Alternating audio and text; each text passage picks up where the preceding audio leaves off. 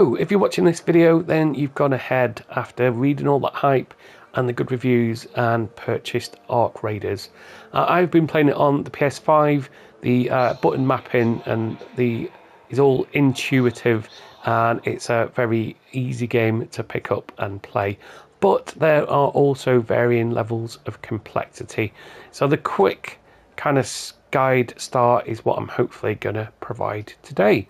So when you load up the game, you're going to be given a bit of lore about the environments.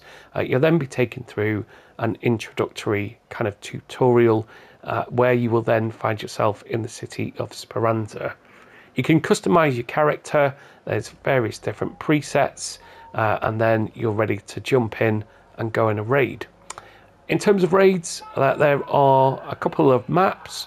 Originally, you will only have the Dam Battlegrounds, but as you can see here, I've opened up all of the maps that are available. You can choose these via their difficulty level, and there will also be kind of timed events. So you can see that at the moment in Dam Battlegrounds, there's a harvester, and there's a bit of text there about what we could possibly find. Within each of these, there's also then a sub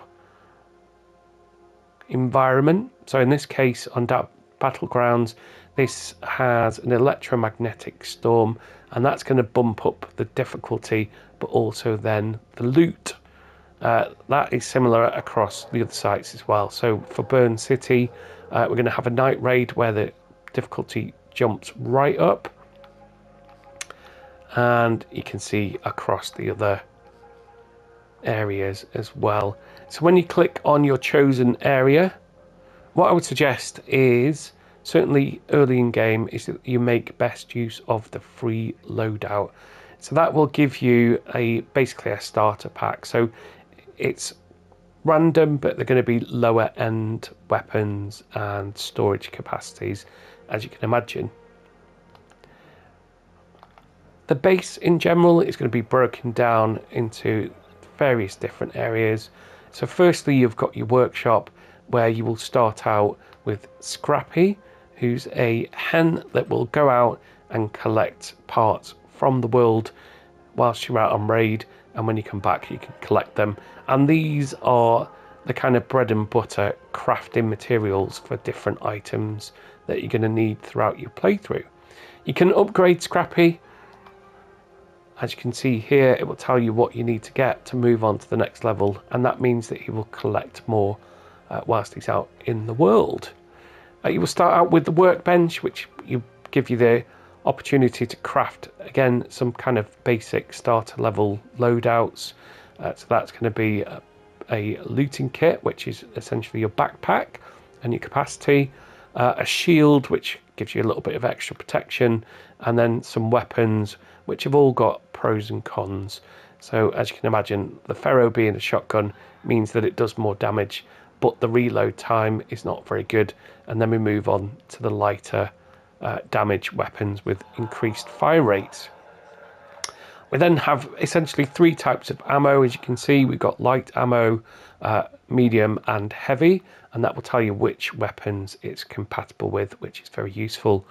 We have impact grenades, we have a shield recharger, and then we have a basic bandage. So from the outset, you've got everything that you need to get on your way. You will never be without gear because of the free loadout. Your storage is going to be broken down into two different areas.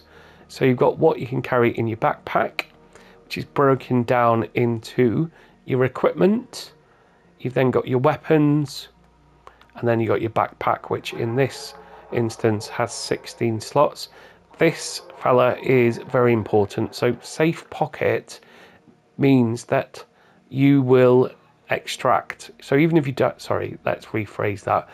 If you don't extract and you get knocked down, then whatever's in your safe pocket you will keep. Everything else is lost. You then got quick use items that you can assign. You got 4 slots there, and essentially the different packs here have different layouts. So you might have more quick use slots You might have bigger capacity, but it will also slow you down. So it can be more complex as you go through the game. There's lots and lots of crafting options, and there's various different upgrades. We then move on to our raider. So as well as customizing your appearance, as you earn skill points, you can assign them via the skill tree here. So that's going to be broken off into 3 different areas. So we've got our mobility, our conditioning, and survival. So mobility is the kind of tree that, or the branch I should say, that I've chosen to go into. So nimble climber, marathon runner, it's basically based around our stamina. Survival is a combination of 2 different things. So you can regenerate stamina, and then there's some looting perks as well. Hadn't really gone into the conditioning too much at the moment, but you can get an idea of the sorts of things that you can unlock there. Traders are dotted around the city of Speranza, and certainly in-game, Shani Insecurity is going to be your main point of contact. So with the traders, you can either trade items. So you can see there that we could purchase the binoculars for 1,920 coins, but quests is where it's at really. So I would suggest, although you only get 1 or 2 active quests early in game, as you progress, just activate as many as you can, because whilst you're out in raids, you just don't know what you're going to stumble across. So you can either go into raids with a clear goal of what you want to achieve and load out in preparation for it. I would certainly early game recommend using those free loadouts to just familiarize yourself with the map layout. Play the same map quite a few times. It's very tempting as the other ones unlock, which they do fairly quickly into the playthrough, so go and see what they're all about.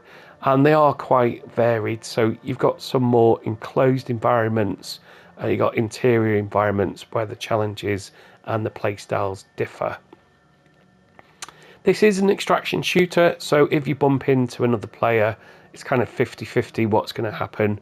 They could try and kill you and steal your gear, they could ask you to buddy up, or they could just use the universal don't shoot emote. In my experience, it's been overwhelmingly the case that other raiders just let you get on with your day really, which is quite refreshing for an extraction shooter. As you can imagine, with the other various people around Speranza, the gun shop is going to be for weaponry, the clinic is going to be for medicines and other consumables, and then we've got grenades and gadgets. As you progress through, they will also give you tasks to complete, which you can pick up via your logbook here. So you can see that I've got a few active at the moment. As I say, just because when I'm out in raid, if I come across something, then I will just activate it, and it might actually complete one of these tasks. Top tips in terms of inventory. Your stash will originally just have a smaller number of storage spaces. So I would suggest that as you unlock currency, try and, when you're out in the world, loot higher value items, because you can just do an immediate sale of them. So as you go into your stash and highlight a particular item,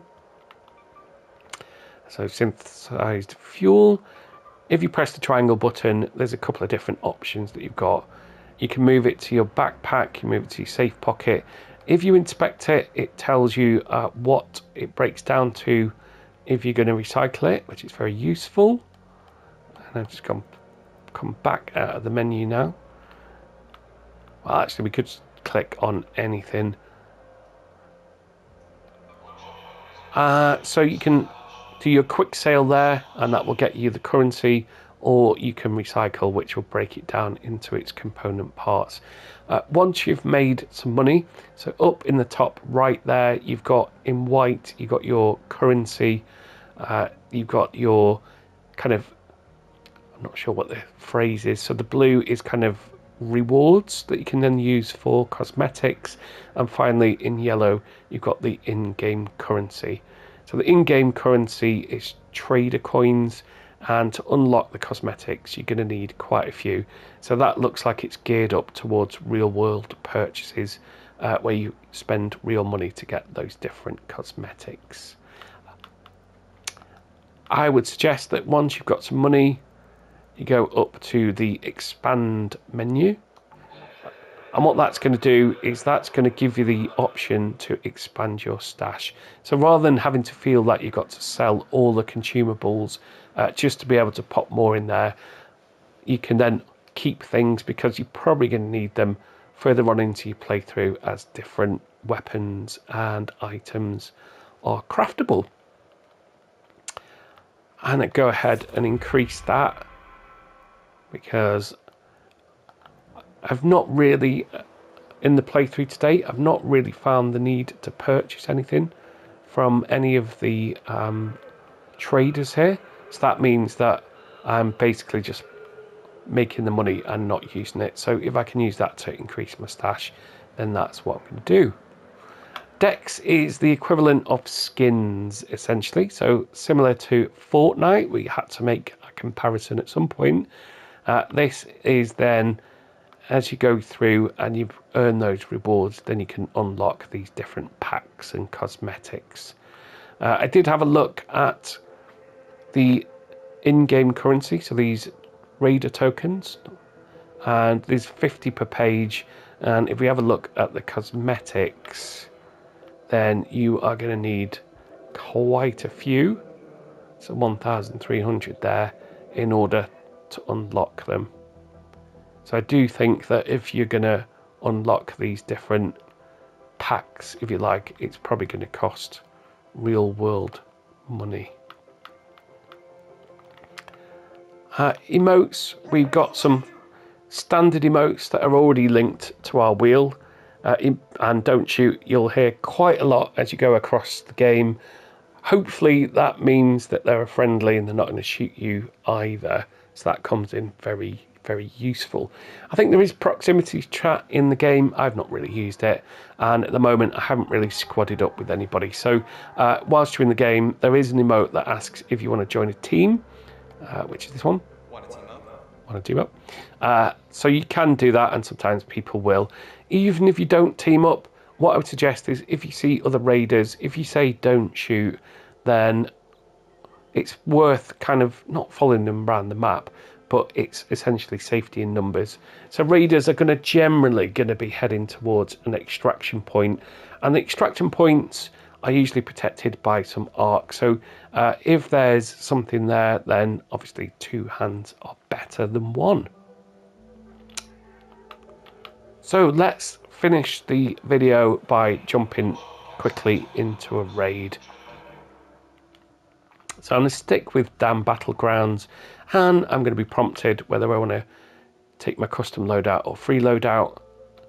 I'm going to hold down that triangle button, and that's going to mean that we are readied up. Whilst we're waiting for that to download, you can add friends into your squad. So you can invite them to the party, essentially, and that will put you into a duo so that you can go into the raid together. I haven't found any real delays in the matchmaking, and it does look like that is kind of linked to skill level as well. So as I say, I've not really got to the point where the other raiders are particularly cutthroat when we're out in the world. We get this nice little cutscene where the tube launches us onto the map. So that'll just take a couple of seconds. And then what I like to do is, once we're up topside, is find an extraction point and pin it onto the map so that we've got some kind of direction. So you're usually going to spawn into a relatively safe place, and you can go ahead and press your map button. Now, anything yellow is mid-tier and so mid-risk. Anything red is high-risk, high-reward. You've then got these timed extracts here, which is where you can go and extract.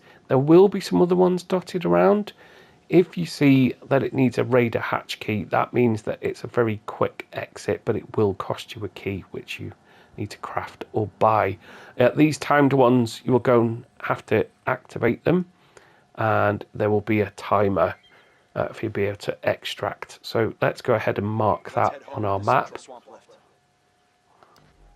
And so you can see on the screen there that we've got an on-screen indicator of where that is. So what I tend to do is, as I'm heading towards there, a couple of things really is loot what you can. Everything's useful in some way. But most importantly, he says, as he's talking through it, is to listen.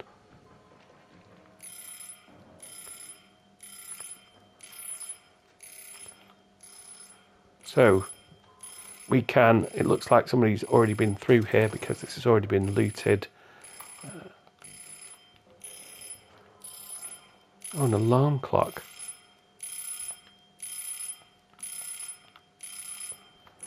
That's interesting. So someone's put that there to attract arc. So as you can see, the screen has a timer of, so this is for the raid overall. So the raids are timed. You won't always be joining from the outset. And what you can probably see there is that somebody's already been through here and looted through the area, which also means, on the plus side, that they've probably killed most of the arc as well. So the arc, we can loot those as well. It tends to be that the more valuable stuff inside, the longer it takes to breach it and the more noise that you make. There's a couple of good items in there, so I tend to just take everything. You can later on decide what you want to prioritize, so you can drop items. So this is interesting.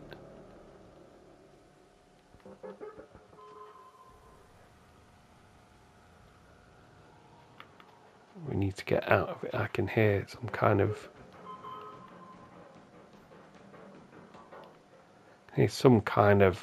arc nearby.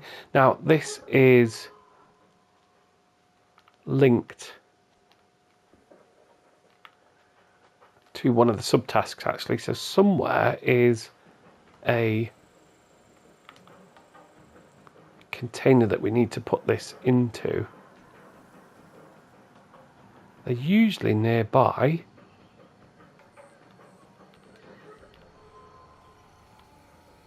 I can hear propellers nearby. So the main arc that you're going to encounter are drone types, and it's very important, obviously, to keep an ear out for any arc. So early in game, I would highly recommend just avoiding any combat with them. Your weapons are going to be not very well powered, and it's probably reload times that are the real killer early in game.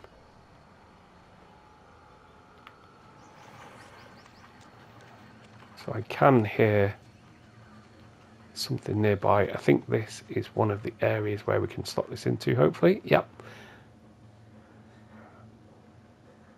So we can actually pick this up and deliver a field crate in there.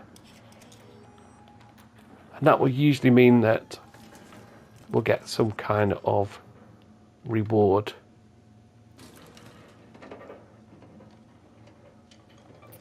So it looks like this is mainly ammunition. So a couple of good items there, and so the maps, as you can see, are really well designed. It's quite a lot of loot actually. It's not sparse. If you are going to be in open areas, then you're going to be a lot more exposed. So I would recommend taking cover or seeking it where you can. Certainly with combat with arc, as I said earlier, the reload times are what are going to kill you, so you do need to reposition quite a lot. The AI isn't just going to stay in one place and wait for you to shoot it out of the sky. It will reposition, and they are quite powerful as well. So you're probably going to survive somewhere like 3 hits before you are downed. So when you're downed in this game, it's referred to as knocked out. And once that happens, all you're going to be able to do is crawl. So you can't heal, you can't use any of your weaponry. All you can do is crawl and hope that you're near enough to an extract to make it out. Now, we're looking at an extract right now. Somebody has already activated it. And so we can make a dash for it.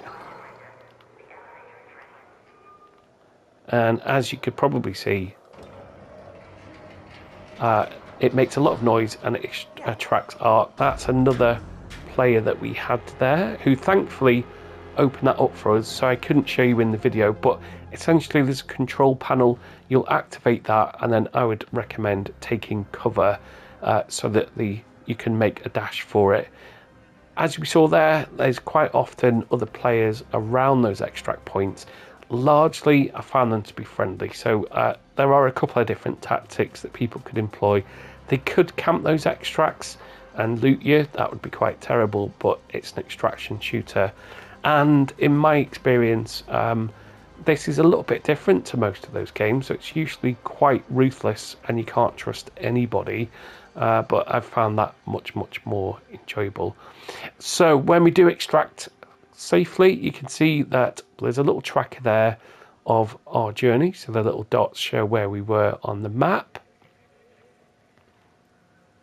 If we continue, it will tell us what we extracted from the raid, and we can hit the triangle button to put that straight into our stash, because it would be easy to forget that you had that in your backpack and jump straight back into a next raid. And what you're doing is two things: is you're going in without any free slots to then go and loot, and also you're increasing your risk, because if you don't extract, you're going to lose everything. So I would recommend pressing the triangle button straight away as soon as you get back to Speranza. We're then going to be shown where we've got our XP, our bonus items. So our cred is what is going to unlock those different aesthetics. So there you can see that it's kind of built up of what we scavenged, where we explored, time on the surface, and a safe return bonus. And as you can see there, that moved us up a level, which earns us a skill point. And those rewards there move us towards different items. So the next one being a gun. So as it says there, if you are knocked out, only the items in your safe pocket will make it out with you. You will lose everything you go in with. So as you can see, workshop is circled because Scrappy has been out, and he has brought back those consumable items that are the kind of bread and butter crafting items. We've also got the Raider menu with a yellow circle next to it, because it's prompting us that we have earned a skill point. So the skill tree, as we can see, this is where we can invest into different perks. I'm going to keep my focus on the mobility perks. So marathon runner, moving around costs less stamina, increases your max stamina. And the other one that I was interested in is, where was it?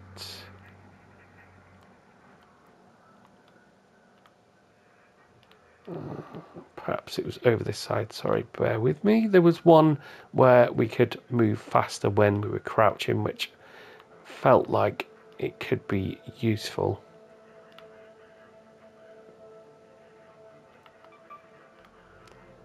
So as you can see, in order to go onto the different levels, we can put up to 5 skill points in every attribute there. Slip and slide, we can slip and slide further. I'm not sure that's what I need just at the moment. Revitalizing squatting, round crafting could be good. That could be very useful. So we could craft items while we're actually topside. When we start out, we can only do that in Speranza. So we could then craft bandages and whatnot whilst we're actually in the raid, which would be very good. As you can see, I put a point into Looter's Instincts, so the loot's revealed faster because we are exposed whilst we're looting.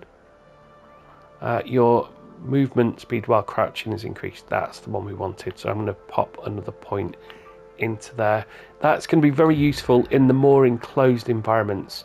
So when we're crouching, we're making less noise, and in the enclosed environments, it's very easy to get swamped with arc in enclosed spaces. And as we're not familiar with the maps, it can be really tricky. So Stellar Mantis is probably the last map that unlocks, and that is an indoor labyrinth. It's very easy to get lost in.